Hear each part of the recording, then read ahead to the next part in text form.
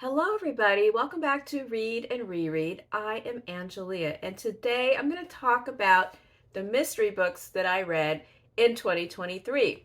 Now, my original plan was to make kind of a countdown or best of, rank them up to the top, sort of like I did with the dystopian fiction. But it defied my attempts. I tried to arrange them. I couldn't decide. I rearranged. I couldn't compare different types of mysteries. Then I tried to put them in groups, and all of it was just a bust. And I decided I'm just going to talk about them in the order in which I read them throughout the year and just share a couple of thoughts about each one. Try to keep it brief because I don't want the video to be outrageously long. We'll find out if that's a success or a fail in a few minutes. But I just wanted to share a couple thoughts about each book along the way. Hopefully, by going through them, maybe you can extrapolate a couple of ideas about books that you would like to read that you have not yet read. And please tell me in the comments anything you want to say about the books in this review that you have read, or something else that you think I would really like that I should think about for 2024. I will tell you that the most anticipated mystery that I know about that's coming out in 2024 will be Tana French's new book. And I forget the name of it, but it is a sequel to The Searcher, which I really loved. So I'll look up the title and stick it up here somewhere of the upcoming book, but I am really looking forward to that. Oh, also, you might think I'm sitting here in a rather tasteful holiday shirt, but that's because you haven't seen the dinosaurs. So fear not, my tacky parade continues. All right, so here, let's go. So this is in order beginning in January and throughout the year. So the first one was Two Nights in Lisbon by Pavone or Pavone, never have figured it out. And that is a thriller, and it is about a woman and her husband who've been recently married, and they go on a little trip. He has a business trip to Lisbon, and she goes along. It's kind of like a little mini honeymoon vacation kind of thing. And this couple has not been married very long, and he is significantly younger than she is. Whether or not that's important remains to be seen. And she does have a child from a previous marriage who didn't come along on the trip, stayed home with her mother. And after the first night that they are in Lisbon, she wakes up and he's gone. She thinks maybe he went for a run, but he never comes back. So she notifies the police and the U.S. Embassy. And they have questions. At first they brush it off and they think, well, there could be different reasons. Maybe he is cheating, maybe this, maybe that. But eventually they're convinced that something has actually happened and that her husband has been abducted. But the plot is not as simple as it seems. There are lots of twists and turns and surprises, and what the whole book is really about is different than what you think when you start it. It's fast-paced, it's fun, it's one of those books where, don't pick at the seams because something might unravel, but it's really, really fun if you just read it through for the thrill ride. And it would make a great movie. The next one was a reread, and that is Fingersmith by Sarah Waters. And this one was for the Queer TBR Tackle. It was a year-long reading event sponsored by Greg at Supposedly Fun and Jen the Librarian from Jen the Librarian. And it is, they found books lurking in their shelves that had queer themes that they had been meaning to read and had not yet read. And when I saw this one in there, I knew I wanted to reread it because Sarah Waters is one of my favorite authors. And I'm chronically aggravated that she has not released a book. By my timetable, she's a couple years behind, so I hope that it is coming out soon. And anyway, so I went back and reread Fingersmith. And it was fun because I couldn't remember all the details of the plot. The setting is Victorian England, and there are lots of surprises. There's a shift in narratives. There's a couple of parts to the book, and it really has to do with these two young girls, Maud and Sue. What can I say without giving away any surprises? There's a con artist, there's an attempted swindle, there's a creepy house, there's a funky uncle, there's surprises, there's people that get underestimated, much to the dismay of other people. There's queer awakenings. There's all kinds of diabolical surprises and twists and turns, like a mysterious Victorian alley. And it's, you've never read Sarah Waters, it's a real treat. All of her books are good. This is one of the best ones. The next one was These Silent Woods by Kimi Cunningham Grant. This is the first book I read by this author. I read it after hearing a review of it from Kim at middle of the book march, and it sounded really good. So I picked it up at the library, and I do need to see if the library has any other books by this author, because I really enjoyed this one. And it is about, the mystery here is not like a whodunit, it's more like a why is this going on kind of mystery. And it is about a man who lives off the grid with his young daughter in an isolated cabin in the woods. Really, really off the grid. He doesn't go out. Once a year, he has a friend that he served in the military with who brings a big load of supplies, and everything else they do for themselves. And he's been living this way. We find out pretty early on, since she was a baby, but we don't know why. We don't know what happened that made him just go off out of contact with everyone else. But some threats begin to bubble up that might disrupt their little peaceful existence. That's all I'm going to tell you, but it was really good. I wasn't 100% thrilled about the epilogue that was added on. I kind of liked where the book stopped before the epilogue. So if you read it, stop at the epilogue and see how it sits with you, and then go ahead and read it and see what you think.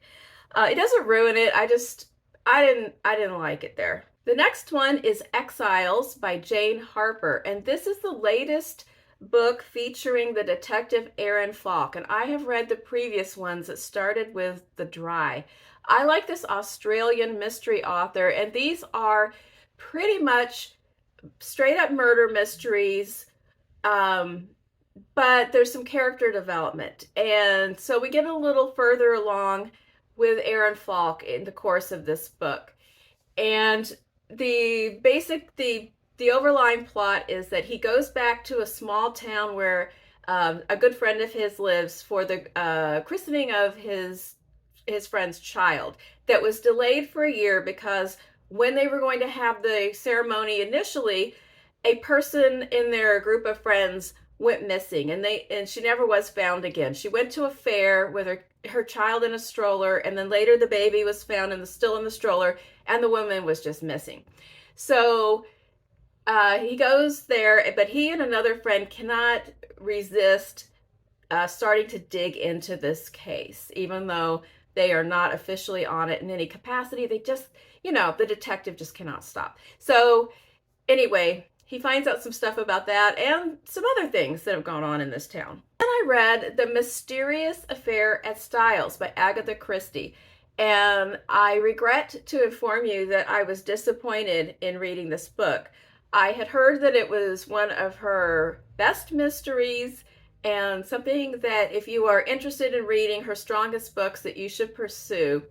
And the mystery itself was decent, but I just could not get past the racism and anti-Semitism that was casually thrown around in this book. And I knew some of that does occur in these older mysteries like Agatha Christie and Dorothy Sayers, but when somebody just casually throws out the N-word while talking about the best ways to make blackface makeup, that was just a turn off that I couldn't really turn back on. So I did not care for that book.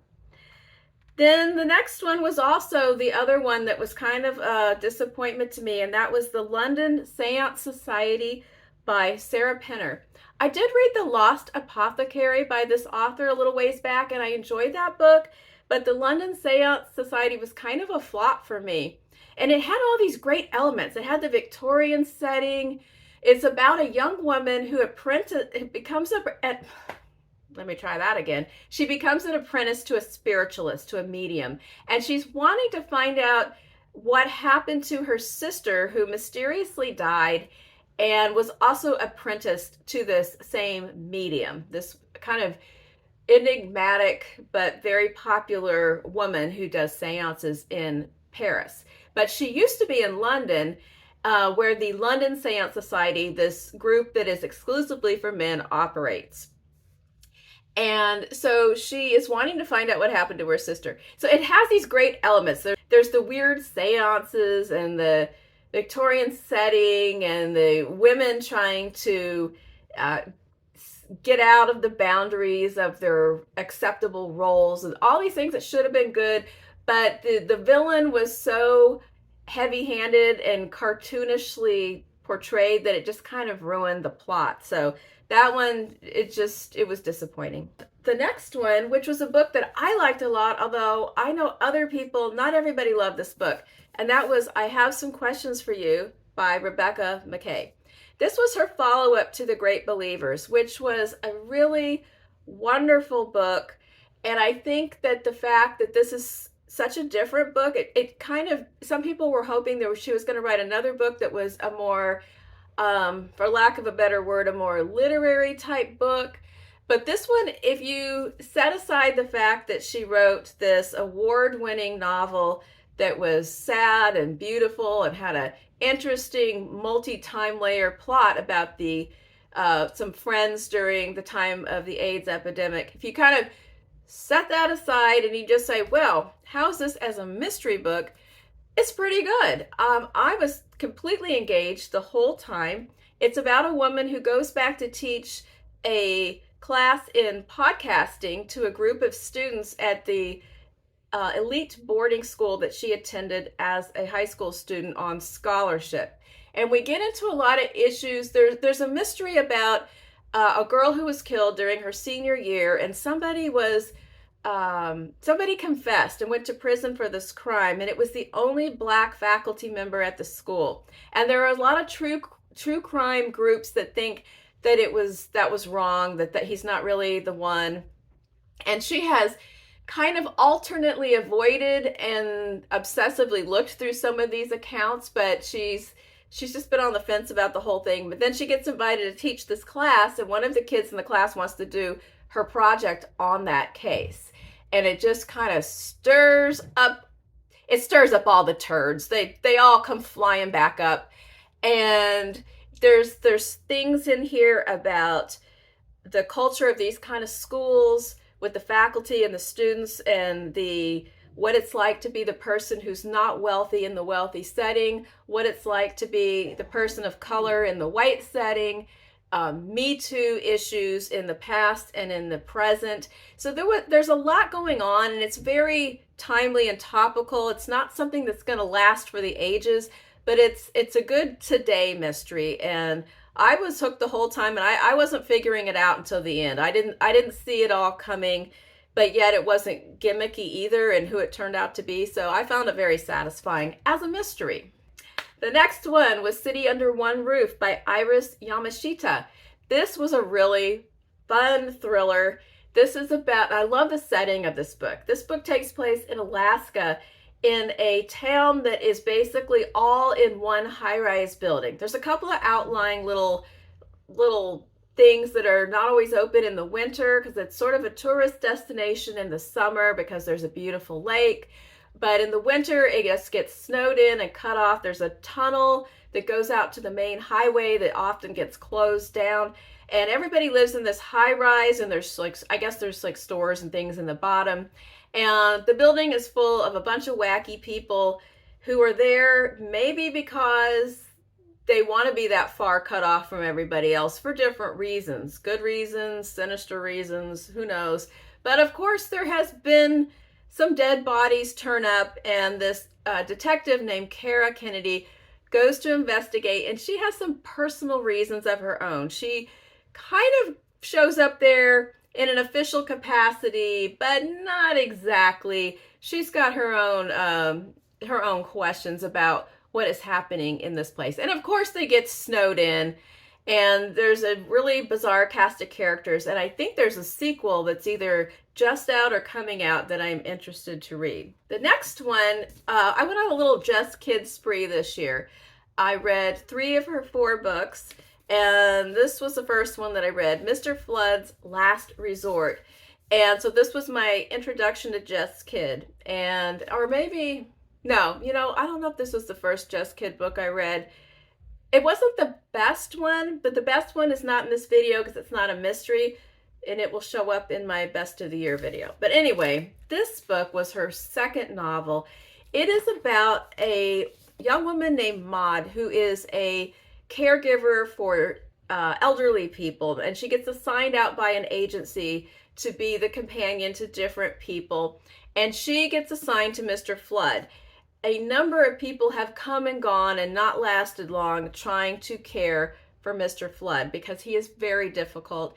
It takes place in contemporary time, but he lives in an old Victorian home, and he's a hoarder. He's super grouchy, super prickly, but Maud kind of has a way with him, and they sort of form kind of an alliance, and she wants to help him avoid the fate of being sent to a nursing home by a son who is not giving off good vibes.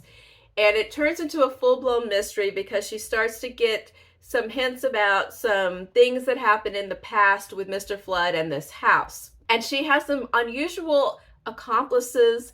She has her friend that lives in her apartment building who is an agoraphobic true crime addict who is just experiencing this vicariously through Maud, and also some saints, yes, Catholic saints that appear to her at various times, and sometimes, well, they're not that helpful. They just sort of materialize, and she's trying to figure out why they're there. We find out kind of her backstory of why she might have visions of saints.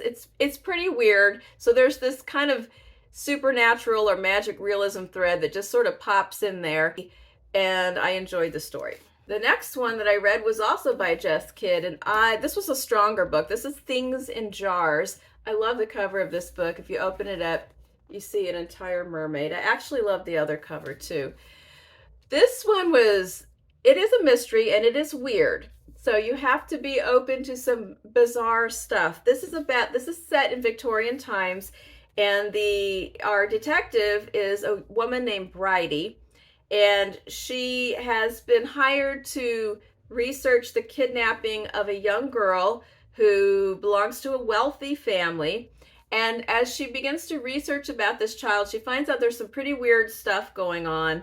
And in the course of this book, we have this missing girl and some missing objects, and Bridie's story from her childhood. My favorite character in this book is a lovesick ghost of a boxer, like not a dog, but like a guy who boxes in the boxing ring.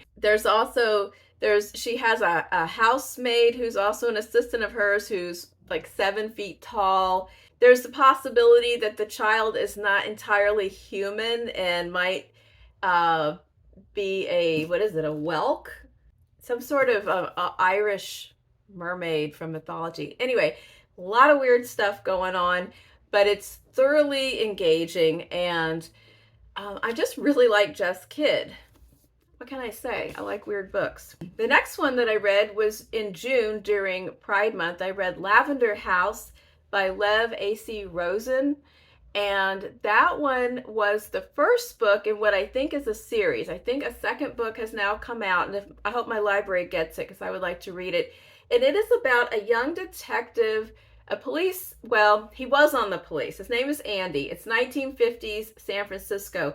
Andy is in the closet, but he gets caught. His cover is blown, pun intended, because he gets caught in an act and gets thrown out of the police force. So he is down on his luck and actually feeling suicidal. So there's trigger warning for suicidal ideations here. When he is approached by a woman who has heard about him and wants to hire him privately for a case because she believes that her wife was murdered. And he is introduced to a place called Lavender House, which is a home of a bunch of the owner is wealthy, and they have a soap empire. They make this fancy soap, and their house is a haven for queer people of all sorts that they have met along the way and formed a found family where they can live openly within their home. And so we have some interesting societal things about post-war gay life in the United States and in the San Francisco area, and Andy's character development about what he wants to do with his life and his identity, and also there's some interesting things in here about how they are not all universally welcoming of somebody who has just come off of the police department. So the mystery itself was not anything special, but the setting and the characters made it more substantial. All right, then we had a reread, and it was Harlem Shuffle by Colson Whitehead, and it was really one of the best mystery reads of the year, but it's more like a heist novel. There's a heist and a disaster in the heist and a bunch of fallout that affects the main character, Ray Carney. He is a guy who runs a furniture store in 1960s Harlem, and he's mostly straight most of the time as far as crime is concerned, but he's a little bit crooked. He will accept the occasional stolen merchandise and kind of fence it out to the right buyers for a little bit of extra money. He's trying to keep things afloat and save up enough to move into a nicer apartment on a nicer street with his wife and child and soon to be another child. And he gets a little mixed up in the fallout from this heist due to his beloved cousin who's always in trouble, Freddie. And so we have the story. We have a wonderful portrait of Harlem in that time period, what it was like to live there.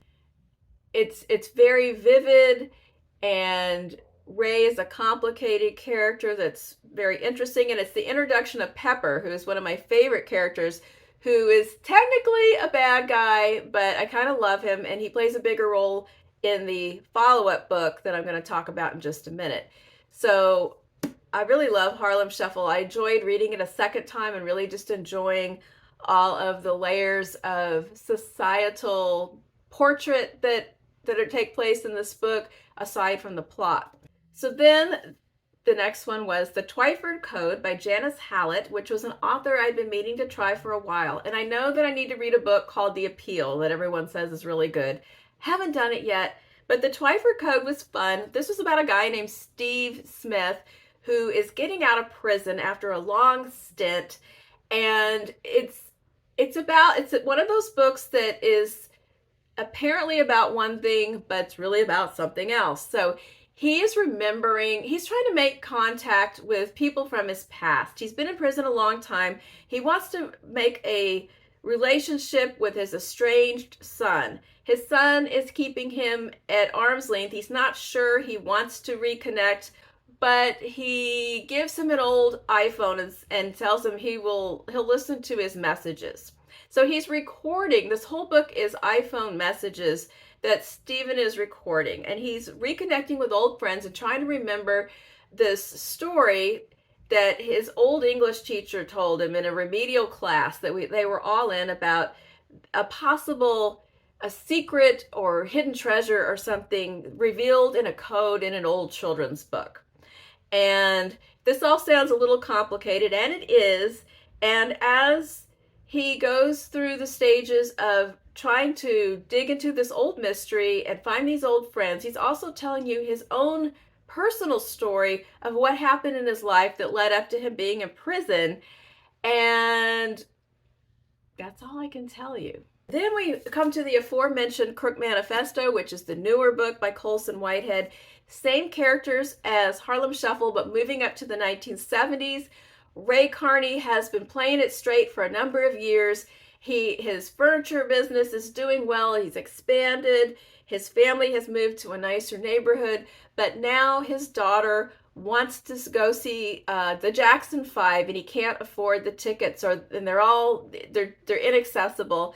So he decides that he is going to contact an old police contact who tends to have his fingers in everything and the right connections, and see if there's some little job he could do to get the tickets. And of course, problems ensue. And this book kind of went under the radar. I didn't hear a lot of people talk about it this year. Um, I like the two books together. The structure of this one, I guess it's probably harder to get immersed in because it's told in almost like three novellas that relate together instead of one continuous narrative. But it has a lot of Pepper, my favorite character in it, who is an aging, strong man who has seen it all. He has done it all. He is hilarious. Even though he has done some reprehensible things, he has a really interesting code of conduct. I love a good bad guy in a story that I don't know, you somehow you still root for them. And the relationship between he and Ray Carney, because he was a guy who ran around with Ray's dad, who was super crooked. But anyway, I enjoyed it. It takes place in the 70s, so now we have 70s New York and Harlem, and I love those kind of portraits of a place through time. And apparently, the third book is going to take place in the 80s. The next one was kind of a goofy one. It was Prom Mom by Laura Lippmann that I got from the library, and I really like Laura Lippmann. The quality does vary. Some of them are really good and have like more intensity to them. This one was pretty weird. I enjoyed the reading. It was fun. It didn't really stick with me too much, but she does kind of get into an interesting topic, which is because we see in the news sometimes these stories and then we never really know what happens later. But there's a woman from Baltimore who's been living in New Orleans, and she comes back to town because she has inherited a house that she's going to sell. But then she decides to kind of stick around, and she opens up an art gallery because that's her business. And she was locally infamous because when she was in high school, she gave birth in a hotel bathroom during the prom, and then apparently just left and went home and left the baby there, and the baby died. And she claimed that she doesn't remember any of it and did not know she was pregnant. And her boyfriend kind of got off the hook of, repercussions from it as well. But she had to serve some time for this situation. She moves into some dangerous territory when she decides to reconnect with this man, and it just gets kind of stranger from there. So it is a weird ride. It was sort of like a Megan Abbott book in its kind of strangeness. But if you just like a weird, kind of convoluted, how crazy are these people kind of thriller book, it was fun. Then we have a really good debut novel, which was Kayla by Colin Walsh. This is an Irish novel, and it is one of those books. I love this kind of setup where some people are coming back after a period of time, and now they're looking, there's something happened when they were young. So, but in this case, they're coming back and thinking about something that happened in the early 2000s. So it's a little weird because I'm used to, if you go back, it's like, at least the 80s. But anyway, they're still young, but now they're coming back. It's a group of friends that all hung out together, but then Kayla disappeared. And I think they were 16 and they never knew what happened to her. But a building site's being excavated and a skeleton was found, and it might be Kayla. So this triggers this whole thing where, and they're all there for, some of them are there for a wedding, and some of them are there for some other reasons, but they all kind of get caught up into this thing about Kayla's remains. And so it's a lot about memory and misunderstandings, because the narrative goes around to the different people. So we see how they remember things, but then how other people perceive them or remember them, how they characterize each other, which is different from how they say that they are or how they feel. So it was strong in the character development and the sense of memory and change. The actual mystery itself, it was nothing, it was kind of right out of Mystery Show Central, but it had a good, like the other stuff, the development, the structure, the narrative. I really liked that, even though the plot was a little thin for somebody who has read and watched a lot of mystery shows about secrets in a small town. But I'm really on the lookout to see what Colin Walsh does next, because this was a really strong first novel. And then the last most recent mystery book I read that I talked about pretty recently was The Raging Storm by Anne Cleeves. And that was the third book in the Matthew Venn series about a detective in one of those windswept coastal Scottish villages. And he lives there with his husband, Jonathan, who is an artist, and they're very different. He's kind of, the detective is sort of straight-laced and by the book and very kind of an introvert and very cautious, and his husband is like outgoing and artistic. And anyway, and Matthew grew up in a very cloistered, restrictive, sexist, homophobic religious group called the Brethren, which is still very active in the area, and it threads in and out of the mysteries in this series. The mysteries themselves are, well, this one was good. The first one was pretty good. The second one was kind of dumb. This one was a good one. The character development of Matthew, his relationship, and also his partners at the police station, Ross and, oh no, forgotten the woman that he works with name. Is it Jen? I don't know. I'll put her name up here because I forgot. And anyway, the relationship there between them, and then it goes around and gives some narrative space to each of them, and then they talk about each other. Same kind of thing, where I think that's very interesting, where how you see yourself and the personality you're projecting is not exactly the same as how other people are talking about you. I find that kind of fascinating in books. So I like this series, and that was the most recent one. So that's the wrap up. I don't think I will be squeezing in another mystery before the end of the year, but never say never. But just the books I have on my cart that I'm planning to read don't fall into that category. Let me know what you loved this year, if you read some mysteries, and if I have not read them, I will put them on my TBR. And I will also be back on Friday for Friday Reads. I am going to be finishing Northwoods today, and I want to talk about it. And I don't know what else I'm going to read this week after that. Something good. See you later. Bye-bye.